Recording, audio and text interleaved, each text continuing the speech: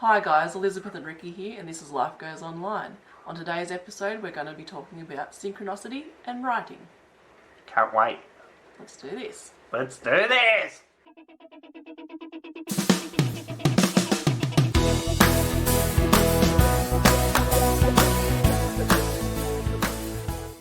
Do you remember when we had Grace 3 years ago and the community midwife came over? It was around Halloween, which it is now. And she goes to us, "Oh, you're all ready for Halloween. How did that go?"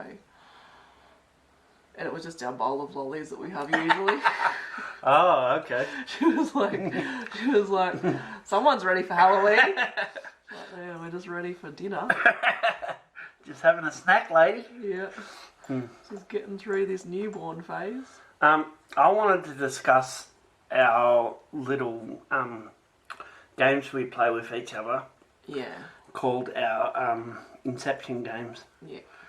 So, I'm not a fan of coercion or manipulation, but this game seems a lot of fun. And what we try and do is, we try and incept the other person to get to do what we want and see if they catch on. So I might say, when you're making lunch later, do you want me to make a bottle of cold water up? And what I just did just there is incept the idea that she's making lunch by assuming it's already a fact. Yeah. It happens very regularly, both ways. Yeah, we both do it, and we catch each other out most of the time, but we let each other get away with it. You let me get away with it a fair bit. Yeah. Yeah. Yeah. Yeah. Or unless I just don't notice sometimes. And you're like, Ricky, when you hop up, do you want to also... No. What's another way we do it? Sometimes we use the gratitude thing. Oh, thank you for doing that. Yeah. I appreciate how much effort that's going to be. Yeah. But it's there's also more sinister ways of doing it. Oh, yeah. The fun, comical ones. Yeah. There's more like playing 7-dimensional chess, and it's Yeah. like, oh, Lizzie goes, "Oh, I don't know what I'm going to do today." I know exactly what I'm going to do today. Yeah, you're just priming me. Yeah. Yeah, she has these loaded conversations. So what are you doing later? She knows what I'm going to answer. Nothing. So it'll be alright if I go and party for the rest of the day. She just can't. She's not straight shooting with me. No. She's played silly buggers. Yeah. And yeah, it's we got it off another member of the house, another member of the family who's adept at it, who is good at making people think that it was their idea to do something. And they feel real proud for coming up with that idea. Yeah, like, oh, I'm crafty. All the while underfitting. Yeah. Wasn't your idea. It's saying stuff like, listen, I know that you want to do this. Yeah. But if you do want to do it, you've got to ask yourself, what do you need to get it done? Yeah. When you don't want to do it.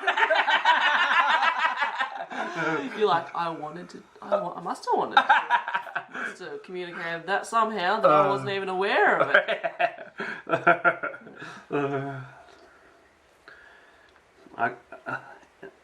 It's inception. I think a good word for it's tuning people. But we call it inception. Yeah, off the movie, which has nothing to do with that. It's about going into dreams, 3 layers deep. Have you seen that? Yeah. It's a great movie. Spinny top. Yeah, that's a bit freaky at the end. Yeah. Is it all real, or are they still stuck in a dream? Is it going to fall over the spinny Yeah, top? Or is it still spinning? Cuts away before it... Yeah. Do you reckon they'll make an Inception 2 with Leonardo DiCaprio? No, I don't think so. Might do, but it'd have to be a pretty good script. The guy who did Inception also did that one where everything was in reverse. That didn't quite make as much sense. I don't know what you're talking about. Oh, what's called, it came out 2 years ago, or a year and a half ago, where they go through some machine and then they plot time backwards and they can go back and change things and yeah. Oh, I forget the name, but I'll pop it up on the screen if I remember. Yeah. Yeah. I've worked out that I really like, my favourite genre of movie now is sci-fi. Yeah? Yeah. You watch one movie and you've gone, I would say About Time is a sci-fi. Yeah, About Time is a sci-fi. I would say I've watched a few other sci-fis and I thought, this is good for my brain. Not too freaky for you? Oh, I don't like the scary sci-fis. I only like the sci-fis that make So you don't like the deep space horrors or anything? No, I just like the sci-fis that go, okay, this is a little bit different from reality, but it's not too different from reality, and it makes you question real stuff. So what movie did we watch the other day? In Time. We like our time titles, don't we? Who suggested that? In Time. Yeah. Yeah. It's all about time. Oh, a friend suggested that. Okay. Yeah. And you thought that was a goer? Yeah, I liked it. Yeah. I got about halfway through and thought, oh, well, the premise has been established. Wrap this thing up. Yeah. It went on a bit long. Yeah. Turned out to be more of a Bonnie and Clyde sort of movie in the end. Yeah. Yeah. They came to the same conclusion too many times. They needed to just nip it a little bit and just make it more succinct or make a few more plot holes or lines, plot lines or something. Yeah. They kept going, well, we're stuffed. Can't go further. Running out of time. Yeah. What else has been happening, Mother? Joyce Meyer, she got a tattoo about a week ago. Yeah. Or so. And her husband. She's 79, I think, and I think he's 83. And so they're not worried about Leviticus? Well, that's what she was talking about. She put a YouTube video up saying why I chose to get tattooed, or something like that. And she got on her ankle the word love, and she got on her back a cross, a nice cross that says I belong to Jesus or something like that. Okay. But she had a lovely story that went around with it, and yeah. You don't want to explain that story? Or? Oh, well, I'm a bit sketchy on the details, but okay. Just something about how a tattoo artist was being attacked or being like told by some Christian people that he was doing the wrong thing because of probably the Leviticus thing, or maybe because of just the thought of tattooing people's bodies as a living. Yeah. And he got all sad about that, but then he heard on one of Joyce Meyer's shows one day, he doesn't know Joyce Meyer, but he heard on one of Joyce Meyer's shows about 5 years ago that she wanted to get a tattoo one day, and that sparked his enthusiasm, thinking, oh, well, if she wants to get a tattoo, maybe it's not so bad, and he went back into the industry, and he thought, I'm going to tattoo Joyce Meyer one day, and then they crossed paths somehow, and then he ended up tattooing her. So it was a bit of synchronicity. I don't really know what that means. Can you tell me what that means again? Well, it was a word coined by Carl Jung. Oh, yeah. Yeah. And it's pretty... He seemed to think it was a real thing. And it's sort of... it's where sort of like life throws out a magical curveball and things synchronise in such a way so... An example was every time this famous bloke saw this other guy in real life, and he saw him 3 or 4 times, someone was ordering plum pudding, or there was a mention of plum pudding. Yeah. And I experienced a lot of, synchronicity when I was unwell. Yeah. In the first 10 years of my, I based my thinking around synchronicity, so it can actually make you quite sick if you say this means this. But what I did wrong in that process was give myself the big eye and saw myself as important, because big things happened in the world while I was doing little things, and they sort of met up at the same time, coincided, and that made me think I was important somehow.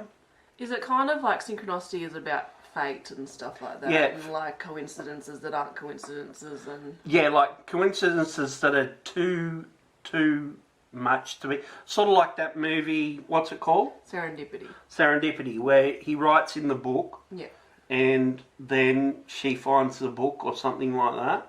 That sort of stuff. Like, we'll leave it to fate, and then the book gets back to her.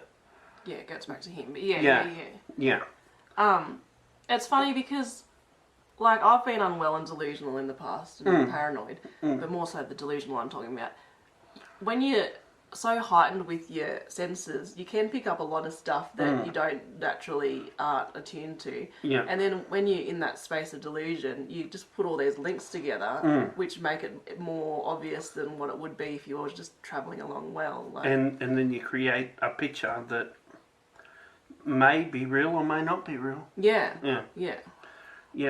Certainly, like, and also, like, I don't know if this is a bit gross, but, like, not gross, but a bit dark, but have you, like, whenever I've been around, like, there's only been a couple of times, but when I've been around dying people, there's also been a lot of weird stuff like that that's happened, like... Yeah.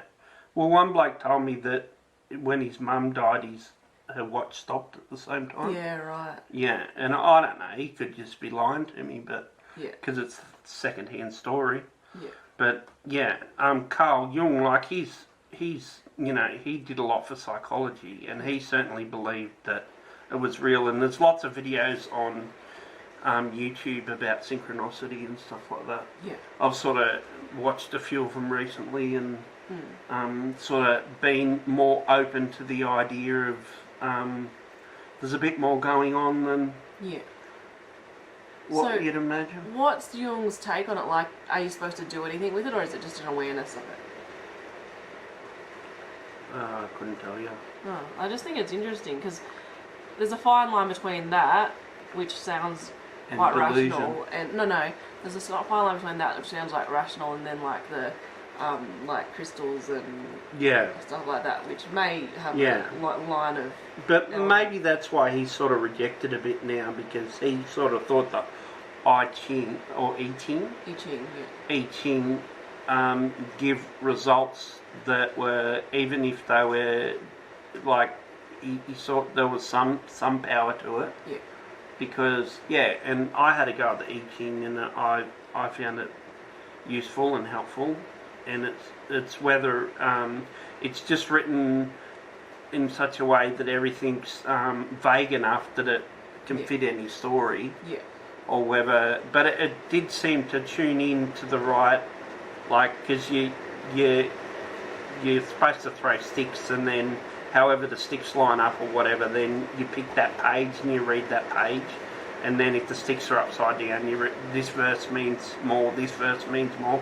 And I was just using a digital one, but I found what I was, so you ask a question, then you click the button, and it brings up what you got, and I'm thinking, geez, that's very poignant to what I'm doing, and there's a lot of So it's helpful, even if it's just a way of thinking through things. Yeah, and stimulating your brain to go into that kind of focused area. Yeah, and like maybe change your thoughts around certain things, like maybe where you were pro something, you could see the obstacles, that sort of thing. But I don't know. I just sort of opened my mind to it a little bit, but then I sort of shut it off again. I spent about 2 months there, a bit back, where I was more into that stuff and waiting for little synchronicities to happen. The only one that really happened was I asked a bloke how many people in his town, and the number that came to my head was 1,400 or whatever, and then he said 1,400. So that was the only time. That sort of, because I was doing the sort of, I was looking also at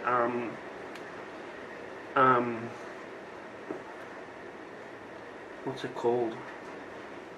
The silver method, which is about brain frequencies and listening to a certain frequency that stimulates your alpha brain waves or whatever brain waves, beta or theta or gamma or something, and then you can sort of, and then it changes you so you can have more of a predictive mindset.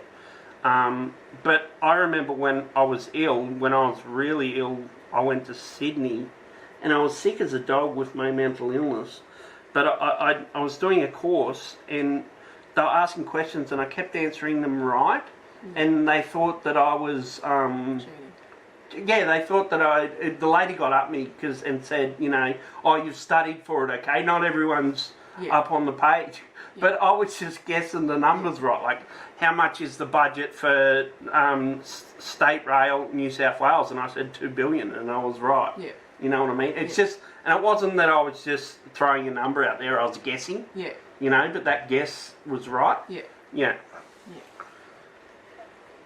Yeah, interesting. Mm.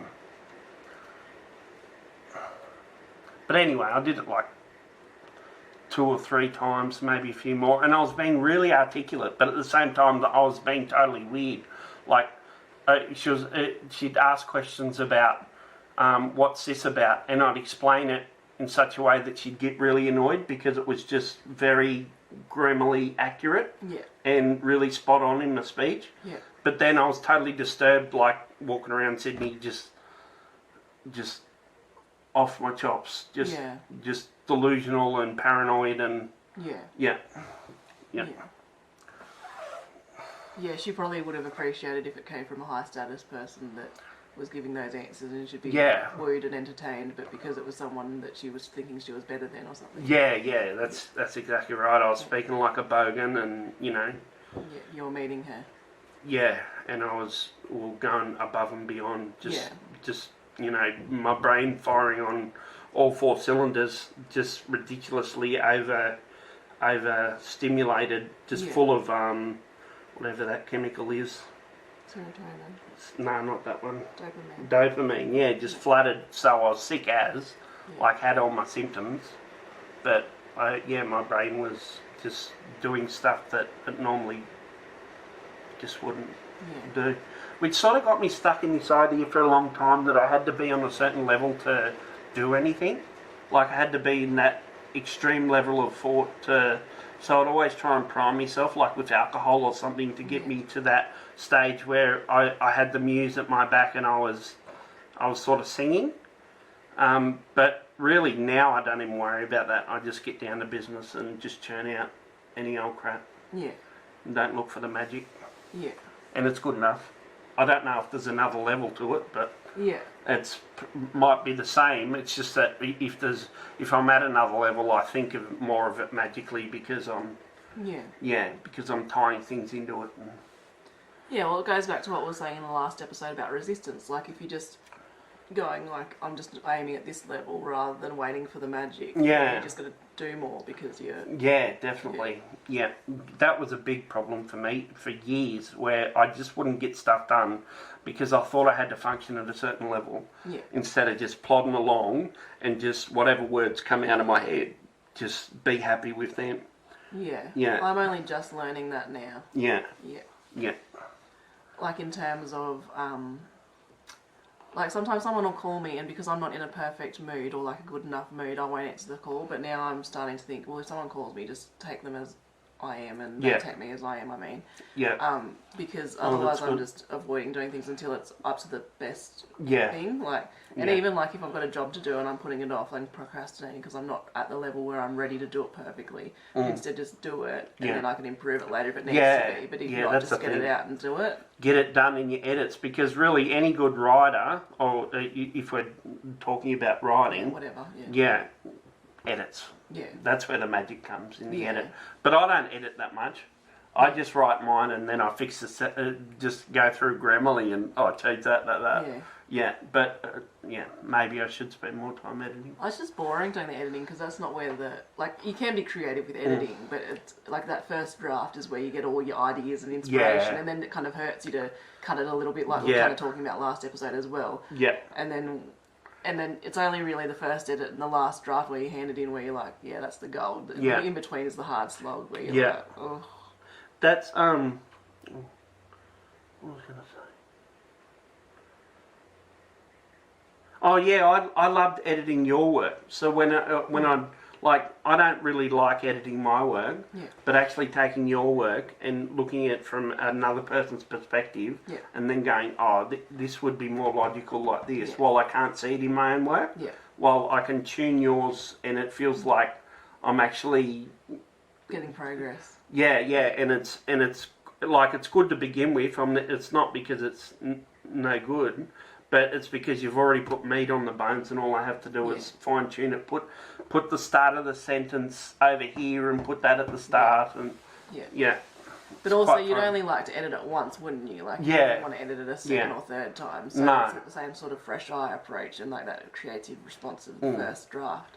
But when you edited that one about your mum, you edited that a few times and it turned out quite good, didn't you? But then, having said that, I got some feedback from Mona Magazine, from the editor of that, and she just really tore it to bits. And that was my best piece of writing. But she did it in such a constructive way that I've learnt so much from her tearing that to bits. Like, I was like, this is gold. She can't say anything about it. She's just going to love it. And she was like, that tone's terrible. You're doing...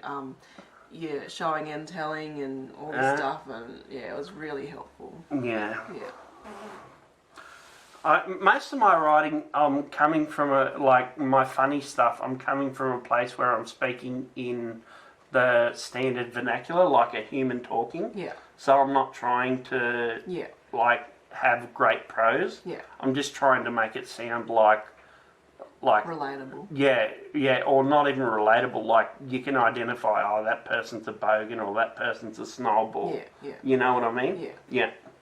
Whereas I try and think of a one word that'll take, like when in that writing about my mum, for example, I use lots of big words and like adjectives that used like. I was trying to be smart with my words, but that's what she didn't like about it. She said, you've just removed yourself from it because you're not using your own voice. You can tell that you're using a sophisticated voice that, like, as in, like, you know what I mean? Like, you're putting distance there. I used to do that all the time with my writing. I call it I'm very smart writing. Where you're trying to show how intelligent you are. Rather than write what from the heart or what's on your mind. You're trying to actually create words that sound like impressive. Yeah.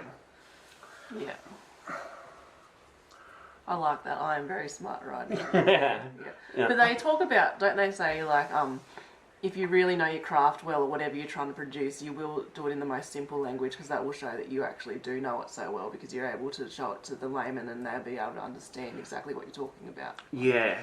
I think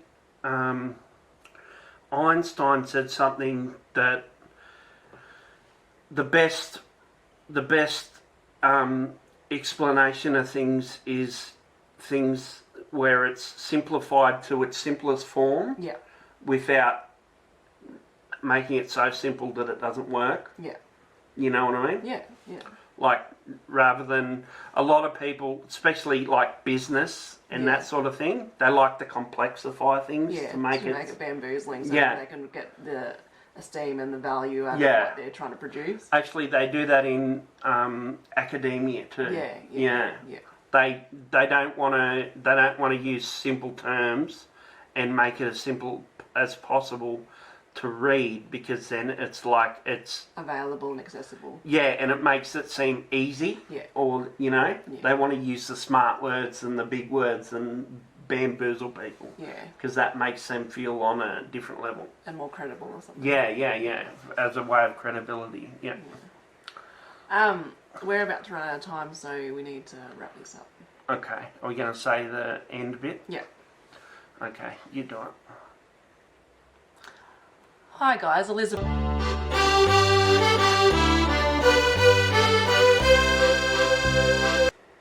Thanks for watching. Like and subscribe. Don't forget to hit that bell. On next week's show, we'll be talking about how big sharks are. Are they really that big? Really? They're not that big, are they? Can't wait. Is that good enough?